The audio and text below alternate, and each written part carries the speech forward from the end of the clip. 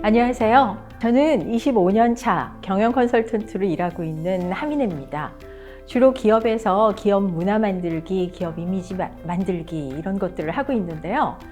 오늘은 그런 경영 컨설턴트가 아니라 이제 취업 준비를 하고 있는 대학교 4학년 아들을 가진 엄마로 이 자리에 서서 여러분들을 만나 뵙게 됐습니다. 오늘 제가 말씀드릴 내용은 자녀와 어떻게 하면 사이 좋은 관계로 잘 지낼 수 있을까에 관한 얘기인데요. 사실 부모님들은 항상 고민하실 것 같아요.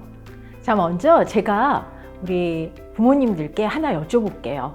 혹시 자녀를 어떻게 소개하세요? 아들이나 딸, 내가 무언가 포인트를 가지고 이 자녀를 다른 사람한테 소개를 하게 되는데요. 혹시 이렇게 소개하는 분도 계세요? 우리 아들은 1등만 하는 똑똑한 친구입니다. 우리 아들은 서울대에 가려고 하는 친구예요.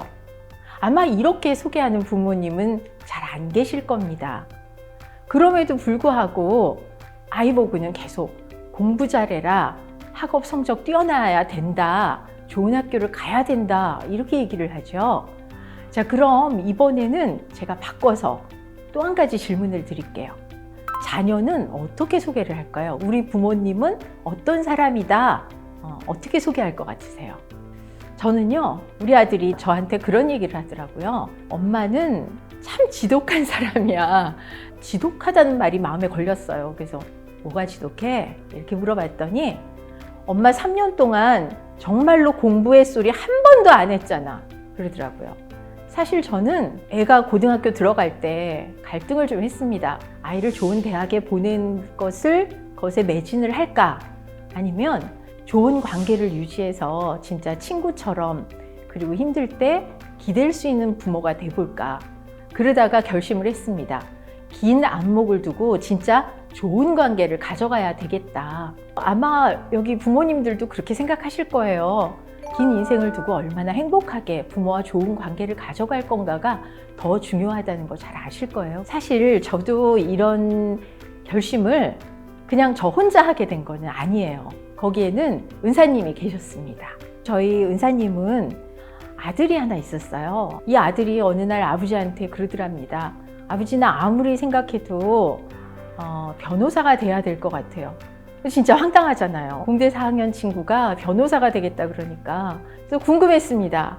교수님께 뭐라고 하셨어요? 그랬더니 아이, 뭘 뭐라 그래. 인생이라는 게 말이야 다 지팔 지 흔들고 가는 거야 했다고 하시더라고요. 그때 제가 깨달았습니다. 인생이라는 게 자기 팔을 자기가 흔들고 간다. 독립된 인격체로서 지 몫을 그리고 자기 갈 길을 자기가 부지런히 해나가야 된다는 뜻이었습니다. 이 자기 팔을 자기가 흔들고 간다라는 말에는요, 이 부모가 심리적인 탯줄을 끊어줘야 된다라는 의미가 들어있는데요. 저는 가끔 그런 생각을 합니다. 우리는 안아서 키우는 것만 굉장히 중요하게 생각하는 것 같아요.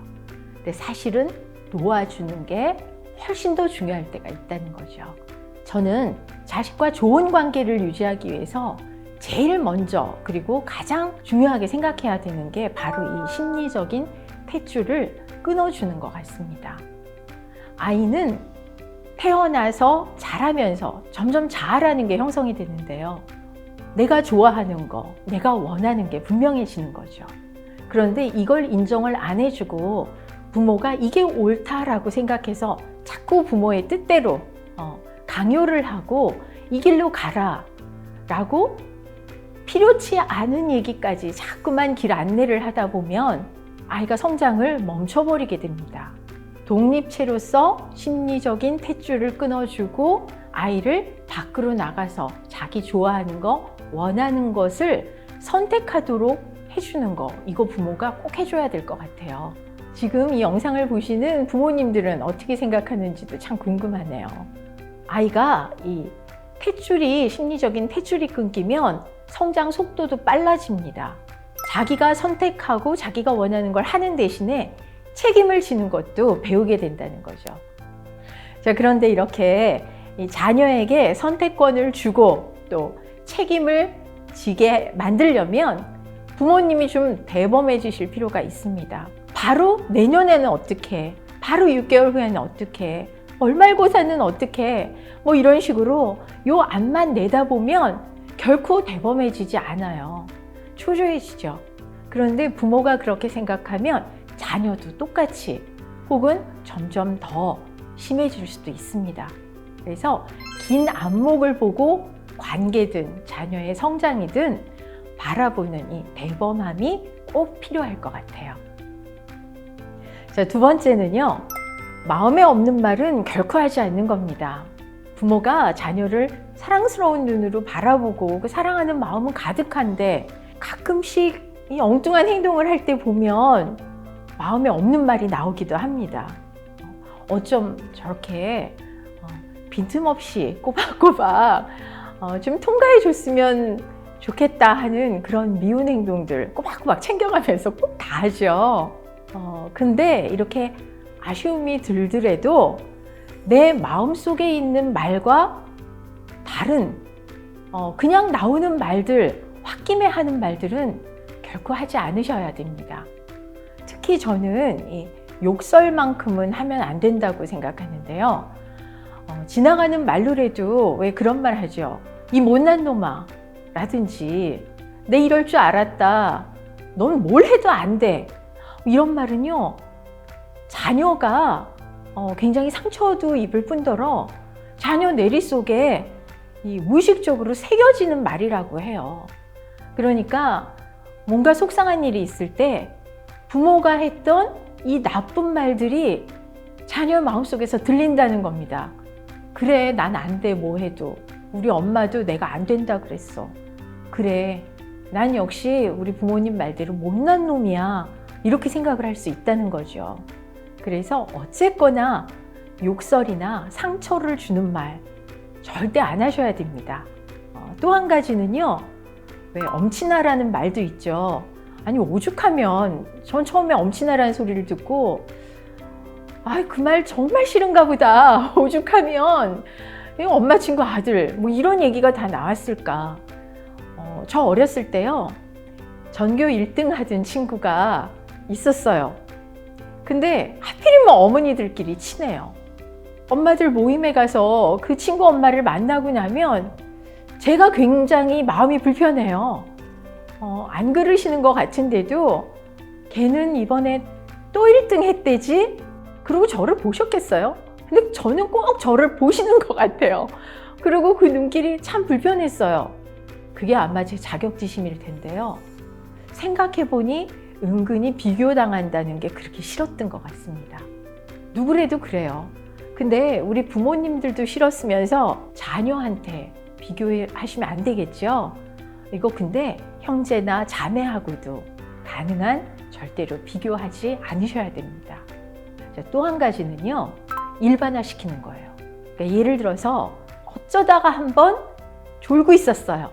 근데 내가 졸 때면 엄마가 들어와서 나를 보시는 거예요. 아이는 그렇게 생각하는데 엄마는 뭐라 그러냐면 너 왜 맨날 자니? 맨날 조니? 그렇게 해서 어떻게 공부를 하겠니? 이거 보고 일반화라고 얘기합니다. 그 상황을 계속 늘 그렇다는 것처럼 이렇게 일반화를 시키게 되면 서운한 마음이 훨씬 더 크겠죠. 그래서 이 또한 상당히 조심하셔야 될 부분입니다. 저는요, 가능하면 하지 마라보다는 이렇게 해보면 어떻겠니? 또 뭐라고 꾸지람하는 것보다는 칭찬을 해주시면 어떨까 하는 생각이 들어요. 그런 말이 있습니다. 아무리 열악한 환경에서라도 단 한 명의 내 뜻을 알아주고 내 편인 사람이 있으면 결코 엇나가거나 나빠지지 않는다고 그래요. 실제로 이거는 심리학자들이 많은 연구를 통해서 얻은 그 연구 결과에서도 나오는데요. 저는 부모님들이 기회가 닿으면 이런 말 해주셨으면 좋겠어요. 엄마 아빠는 언제나 네 편이다.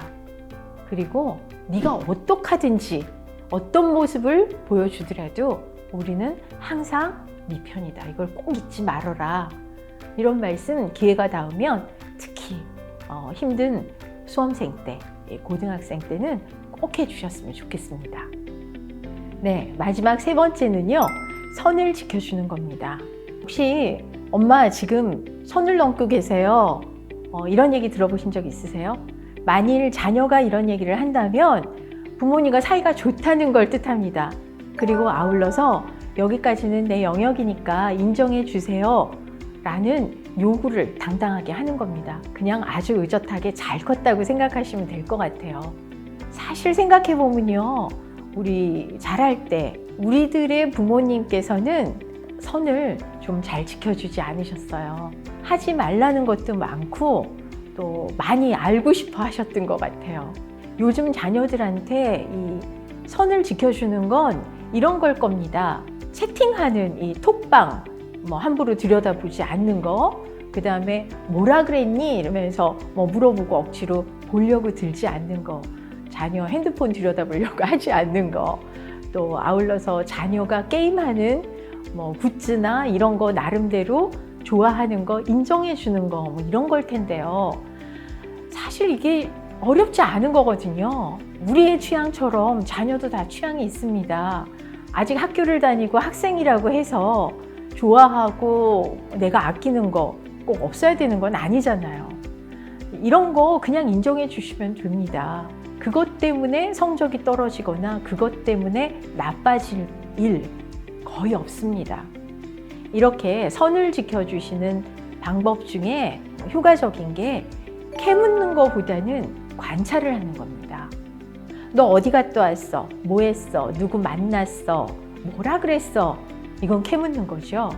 그런데 오늘 재밌었어? 그 친구는 요즘 어떻게 지낸대? 이러면 자기가 얘기를 합니다. 얘기를 하면 열심히 잘 들어주시면 돼요.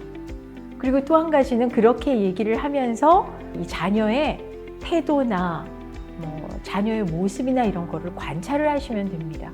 사실 캐물어서 자녀가 대답하는 것보다 내가 유심히 자녀를 관찰했을 때 얻는 것이 더 많습니다. 알게 되는 게 훨씬 더 많아요. 그래서 믿고 따뜻한 눈으로 자녀의 행동이나 또 모습이나 어울리는 친구들 이런 것들을 관찰을 하시는 게 훨씬 더 좋다라는 말씀 드리고요. 그러려면 하지 마, 안 했으면 좋겠어 하는 통제보다는 신뢰를 보여주시는 게 좋습니다.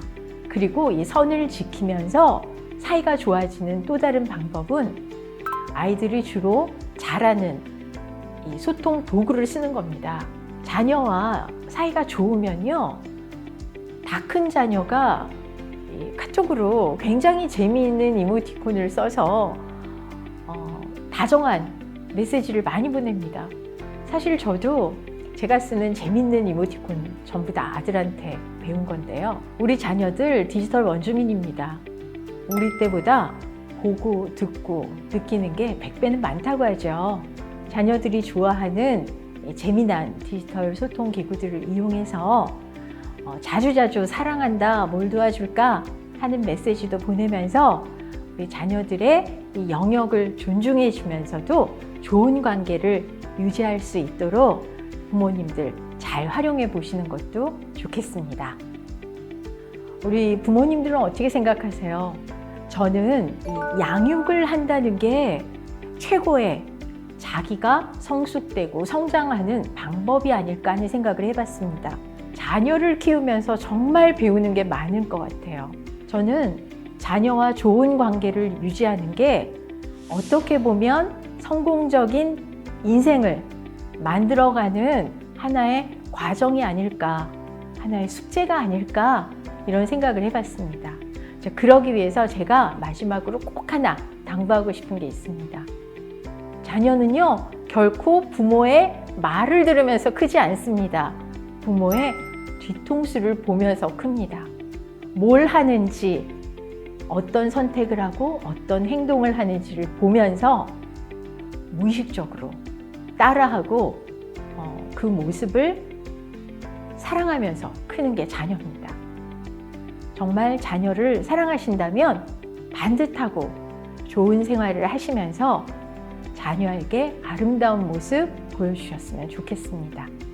우리 부모님들과 함께 이렇게 의미 있는 주제에 관해서 얘기하게 돼서 영광이었습니다.